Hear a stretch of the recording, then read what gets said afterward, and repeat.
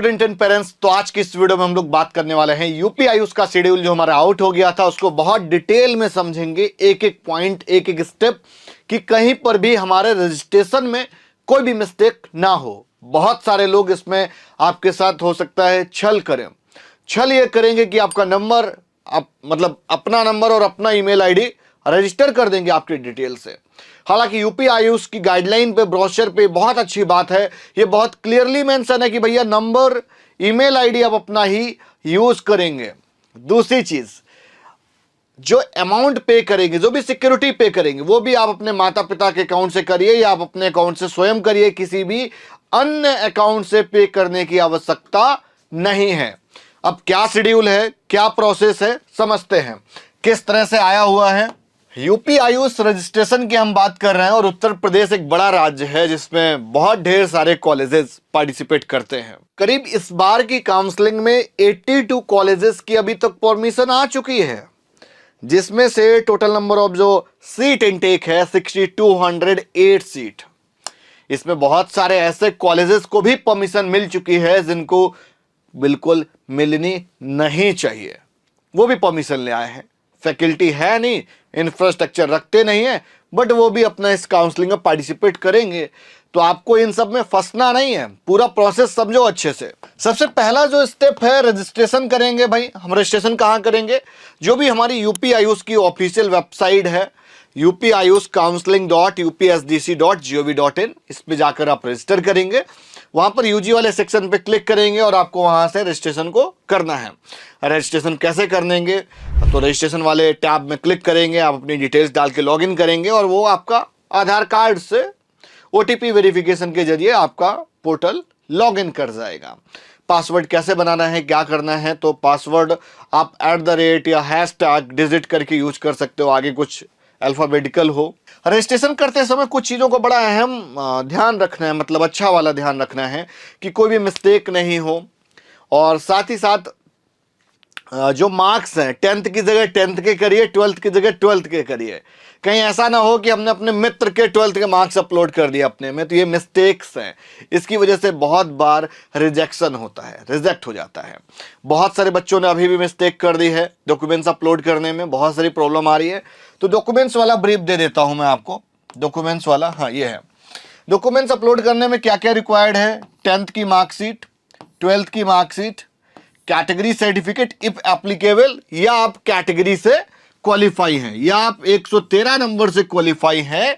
आप किसी अदर राज्य से हैं तो 113 अगर है तो आपको, मतलब अगर आपका 113 है, इट्स मीन कि आप कैटेगरी क्वालिफाई कैंडिडेट हो, आप अदर देन यूपी हो। उस केस में भी आपको अपने स्टेट का कैटेगरी सर्टिफिकेट लगाना है। भैया कैटेगरी सर्टिफिकेट एकदम नया वाला होना चाहिए ताकि आपका अप्रूव कर जाए, ठीक है। 4th नंबर पर है डोमिसाइल रिक्वायर्ड। तो डोमिसाइल सिर्फ गवर्नमेंट कॉलेज के केस में ही रिक्वायर्ड होता है, प्राइवेट कॉलेज के केस में कोई भी डोमिसाइल का यहाँ पे रिक्वायरमेंट नहीं रहता है। प्राइवेट के लिए सारी सीट्स ओपन है। दूसरी चीज, जो कैटेगरी की हम बात कर रहे हैं, अगर आपके मार्क्स 144 अबव हैं, ठीक है, तो उस केस में आपको रिक्वायर्ड ही नहीं है। समझ गए? 144 नंबर में आपको कैटेगरी रिक्वायर्ड ही नहीं है। अगर आप प्राइवेट कॉलेज के लिए काउंसलिंग कर रहे हो, आप एज एन जनरल फिर करके अपनी अलॉटमेंट करा सकते हैं। अगर आप कैटेगरी से क्वालिफाई हो तो कैटेगरी लगाना जरूरी है। बहुत सारे बच्चे ऐसे होंगे जो सेंट्रल पे जनरल थे, ठीक है, स्टेट में ओबीसी में आते हैं, बट उनके स्कोर कार्ड में जनरल लिखा हुआ है, तो आप अपना ओबीसी का सर्टिफिकेट लगाइए, आप एलिजिबल होंगे यहां पर पार्टिसिपेट करने के लिए। 5वें नंबर पे नीट स्कोर कार्ड। भाई नीट स्कोर कार्ड प्रॉपर जो पीडीएफ वाला है वो अपलोड करें, ऐसा नहीं कि स्क्रीनशॉट मारा कुछ कट जा रहा है, वो सब नहीं चलेगा। ब्लर वाला कोई भी डॉक्यूमेंट्स नहीं चलेगा। नीट एडमिट कार्ड, है ना। और एक इंपॉर्टेंट चीज, जो डॉक्यूमेंट्स रिक्वायर्ड में स्टार बना हुआ है, इसका मतलब होता है मैंडेटरी, मतलब अपलोड करना ही करना है, ठीक है। और इसी के साथ एक बात और बता दूं कि अगर आपके फादर के नेम में, मदर के नेम में स्पेलिंग मिस्टेक है, या स्कोर कार्ड में कुछ और है, आधार कार्ड में कुछ और है, या इस तरह का कुछ है। आधार कार्ड में तो देखो अपडेट हो जाता है, आप करेक्शन करा सकते हो, बट मार्कशीट पे अभी इमीडिएट बेसिस पे कोई करेक्शन नहीं हो सकते हैं। तो उस बेसिस पे आपको एक अपना एफिडेविट बनवाना पड़ेगा। आप बनवा के रखिए। अगर इनकेस स्पेलिंग की वजह से या नेम की वजह से कुछ भी मिसमैच होने की वजह से रिजेक्ट होता है, तो उस केस में अपना वो एफिडेविट अटैच करके अपलोड करेंगे तो आपको डॉक्यूमेंट्स अप्रूव हो जाएगा। ठीक है, और आ जाते हैं भाई। तो यहां पर डॉक्यूमेंट्स की बात समझ में आई पूरी, क्या क्या रिक्वायर्ड होगा, क्या क्या करना होगा। आराम से करो, पूरा समय यार, 1 हफ्ते का समय दिया यूपी आयुष ने तसल्ली से। 10 सितंबर से 16 सितंबर, आज 11 सितंबर है ना, और 16 को 1 बजे 1 PM तक आप कर सकते हो। दूसरे नंबर पे सिक्योरिटी अमाउंट है, बहुत क्लियर है। सिक्योरिटी अमाउंट का 1 दिन और एक्सटेंड कर दिया गया है भाई, 17 को 1 बजे तक आप कर सकते हैं। तीसरे नंबर पे ऑनलाइन डॉक्यूमेंट वेरिफिकेशन, ये और ज़्यादा इंपॉर्टेंट है कि भाई सिक्योरिटी वेरीफाई जब आप जमा कर देंगे तो उसके बाद आपको डॉक्यूमेंट वेरिफिकेशन होता है, डॉक्यूमेंट्स भी आपके अपलोड हो गए होंगे। तो भाई ये जब वेरीफाई होंगे तो आपको बार बार चेक करना पड़ेगा कि आपके वेरीफाई हुए हैं या नहीं वेरीफाई हुए हैं। बहुत बार रिजेक्ट हो जाते हैं, इंक्वायरी आ जाती है उधर से कुछ ना कुछ, तो उस इंक्वायरी को रीड करते रहो, प्रॉपर इसको लॉगिन करके पर डे बेसिस पे चेक करते रहो कि क्या आपके पोर्टल पे चल रहा है। अपना जो रजिस्टर्ड नंबर है या ईमेल आईडी है उसको ज़रूर चेक करें ताकि कोई भी मिस्टेक ना हो। चौथे नंबर पर है स्टेट मेरिट लिस्ट। यार ये बहुत अहम मतलब मुद्दा है, ये मतलब पूरी काउंसलिंग की बैक है। इस मेरिट लिस्ट में सब कुछ क्लियर हो जाता है कि कितने रिजेक्ट हुए हैं, ये भी पता चल जाता है। ठीक है, और कितने यहाँ पर नंबर ऑफ स्टूडेंट पार्टिसिपेट किए हुए हैं, नंबर ऑफ स्टूडेंट पार्टिसिपेशन कितना है वो भी पता चल जाता है।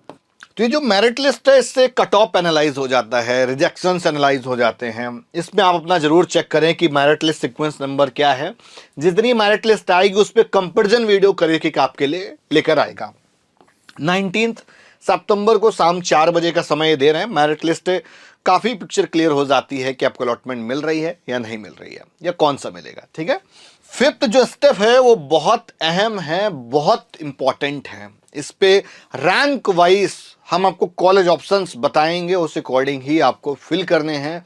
आप कोई भी सिली मिस्टेक इस राउंड में मत करिएगा, नहीं तो अच्छा कॉलेज नहीं मिलेगा। अपग्रेडेशन राउंड हट चुका है। ठीक है, इसलिए आप इस चीज पे जरूर ध्यान दीजिए। 19 से 24 सितंबर के बीच में चॉइस फिलिंग होगी, चॉइस लॉकिंग मैंडेटरी है। इनकम्प्लीट अगर आप छोड़ देते हो, लॉक नहीं करते हो, तो ये रिजेक्ट माना जाएगा, मतलब इनकम्प्लीट माना जाएगा, वो कंसीडर ही नहीं होगा।